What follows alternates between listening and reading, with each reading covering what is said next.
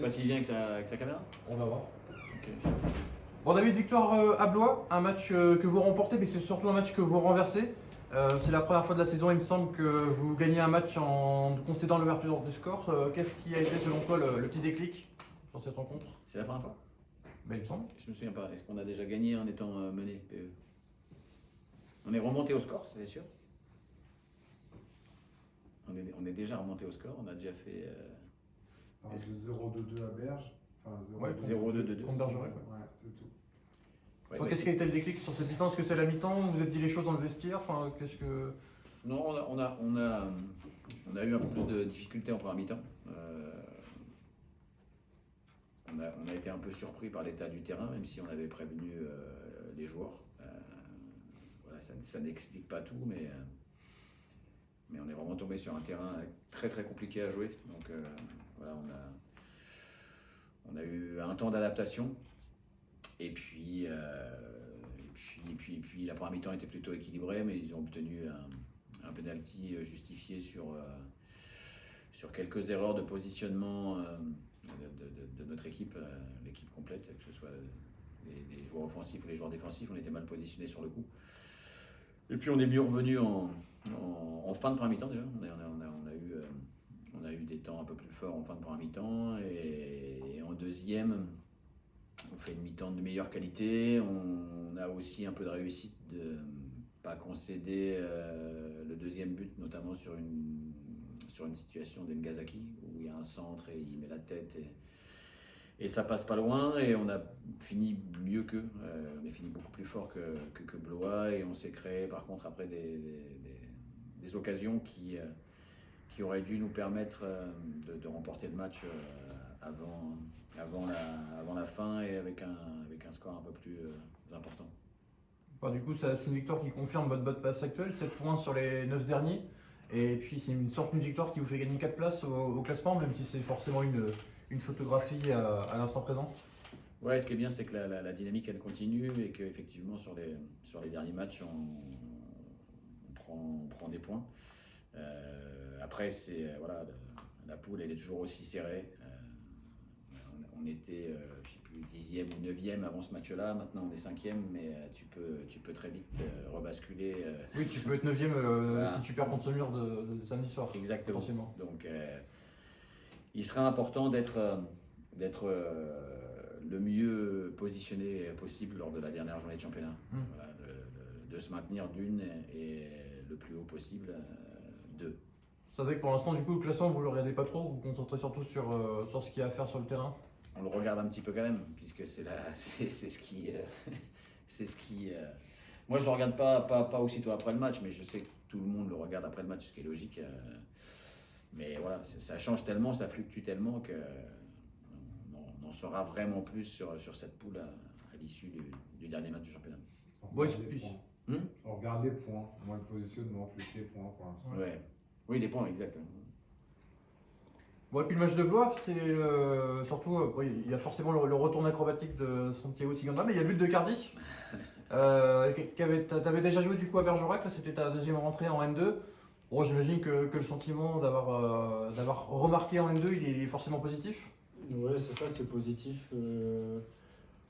J'avais déjà marqué avec la réserve, mais c'est vrai que marquer avec la N2, surtout un but qui donne la victoire, c'est vrai que ça fait du bien après toutes les galères et les longs mois où j'ai été éloigné des terrains. Donc c'est surtout ça qui fait du bien dans la tête, et aussi du coup à l'équipe, parce que ça me permet de remporter ce match. Oui, c'est un but finalement qui rapporte 2 points de plus, donc c'est... Oui, après, ça part d'une action construite, mais on aurait pu le gagner avant, comme l'a dit le coach.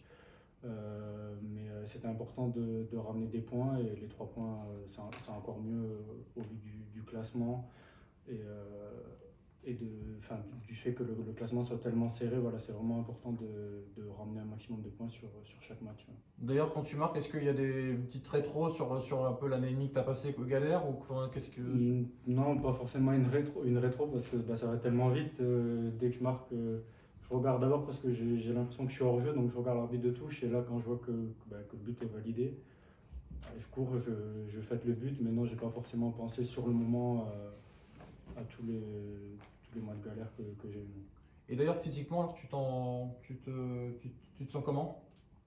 Ça va, on en a discuté avec le coach. C'est vrai que entre la N2 et la R1, il y a quand même une différence. Donc là, les 30 minutes, c'était assez dur. Mais je me sens de mieux en mieux. Donc avec les séances, ça revient petit à petit. Et il n'y a que par les matchs, de toute façon, que je pourrais retrouver le rythme le plus rapidement possible. Ouais. Et donc c'est vrai qu'on est dans la phase retour de la période où vous aviez un peu calé. Il y avait eu la victoire contre Blois à Le Bon, mais c'est vrai qu'il y avait eu 5 défaites avant et après. Enfin, ça faisait 3 points sur 18 prix. Qu'est-ce que, a posteriori, qu'est-ce qui vous a manqué sur ces périodes-là il y avait beaucoup de déplacements, mais qu'est-ce qui vous a manqué pour prendre plus de points? Qu'est-ce qui nous a manqué ce Parce que c'est vrai que quand on regarde votre saison, c'est un peu ce qui vous plombe. Ouais, après, on a progressé dans pas mal de domaines. Après, pour moi, c'est pas ça le plus important aujourd'hui. Le plus important aujourd'hui, c'est qu'est-ce qu'on va mettre comme ingrédient pour prendre des points sur les 8 matchs qui restent. Il reste 24 points en jeu.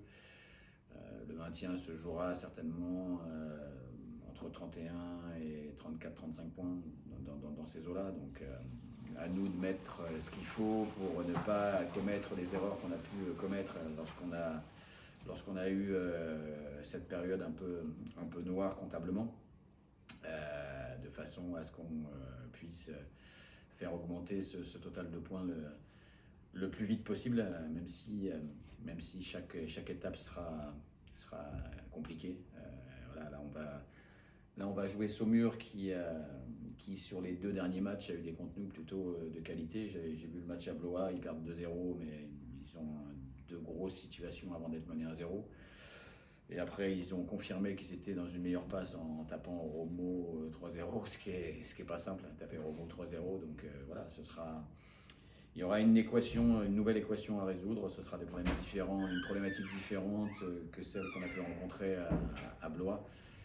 C'est le quotidien de la N2. Il faut s'adapter à toutes les situations et faire preuve d'efficacité et de réalisme en toutes circonstances.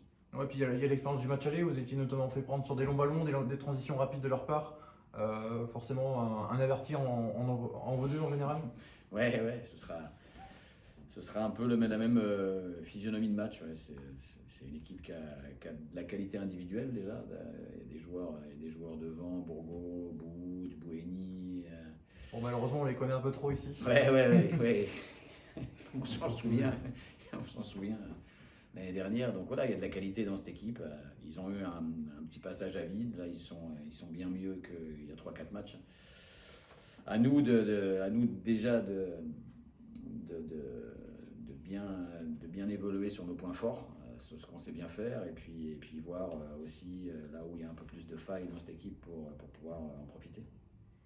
Et puis j'imagine que le chemin du succès passera avant tout par la défense. C'est un penalty encaissé à Blois, mais si on l'occulte, finalement, ça fait 2 matchs que vous encaissez pas de but dans le jeu en tout cas. Ça, Ouais, c'est intéressant. Tout à fait. Il faut bien défendre pour pouvoir bien attaquer. Et puis si tu attaques bien, tu défends aussi mieux. Donc voilà, c'est toujours un équilibre. Ce qui est intéressant aussi à retenir, et tu l'as dit, c'est que Santi et Cardi aient marqué. Ouais.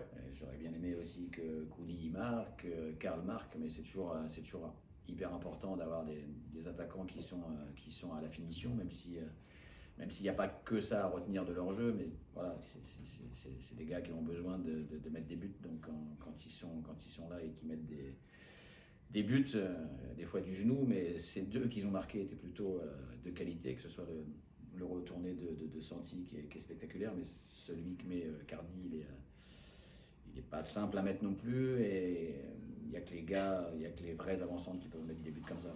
Il faut du sang-froid, il faut de la précision, il faut de l'adresse. Donc je suis content que tous les 2 aient pu mettre ces 2 buts-là, et effectivement qu'ils nous fassent gagner le match. Et puis forcément, pour un attaquant, il faut de la confiance, et la confiance, elle vient avec les buts. Donc c'est un cercle qui s'est enclenché du coup. Ouais, c'est ça exactement. Enfin, moi, en tout cas, en tant qu'attaquant, je sais que j'ai besoin de marquer des buts régulièrement pour ensuite me sentir bien dans le jeu. Donc effectivement, le fait de marquer là assez rapidement, ça me donne de la confiance. Après, je sais que chaque match est différent, donc il va falloir rester concentré, mais c'est sûr que c'était un soulagement, et je pense comme Santi ou comme pour moi, on est vraiment des attaquants qui aiment marquer des buts, donc c'est important pour nous, c'est sûr. Bon, et puis des buts, tu en avais marqué 2 contre Saumur l'an dernier. Ouais. C'est l'une des, entre guillemets, rares équipes que tu avais affrontées l'an dernier. Quel souvenir tu gardes un peu de cette rencontre et puis de cette équipe, même si forcément elle a un peu évolué? Qu'ils avaient de fortes qualités, notamment offensivement avec Bout et Bourgo qui nous avait mis le coup franc, je me rappelle, à la dernière minute. Donc sur l'aspect offensif, on les connaît, donc on va savoir ce qu'il faut mettre en place pour essayer de les contrer. Et après, sur le reste de l'équipe, on n'a pas encore eu les images, mais je pense que ça a dû quand même pas mal changer. Donc on verra ce qu'ils proposent sur cette saison-là. Bon, et puis c'est vrai que ce succès contre Blois, il vous offre des perspectives intéressantes, puisque là vous avez en tout cas sur le papier, même si je sais que tu vas vite me démentir, mais sur le papier vous avez deux matchs à domicile contre des 2 équipes qui sont derrière vous au classement. Il y a une belle opportunité. C'est aussi 2 équipes contre lesquelles on a perdu Oui, les matchs allés. Ouais. Donc, non, voilà, on espère bien que ce qu'on va mettre sur le terrain, ça nous permet d'obtenir des points, mais voilà, il ne faut pas mettre la charrue avant les bœufs. Ce sera 2 matchs qui seront au moins aussi compliqués que ceux qu'on a vécu à l'extérieur à Blois et à Bergerac. Voilà, parce que tu l'as vu comme moi et tu l'as dit, dans la poule, les écarts sont tellement infimes que chaque match est disputé, chaque match se joue sur des détails. Donc à nous de mettre en place ce qu'il faut pour que les détails tournent en notre faveur. Mais voilà, et puis aussi 2 matchs à domicile, c'est jamais simple. C'est jamais simple à négocier. C'est vrai que ça ne fait pas forcément souvent 6 points. Non, il faut faire un exploit.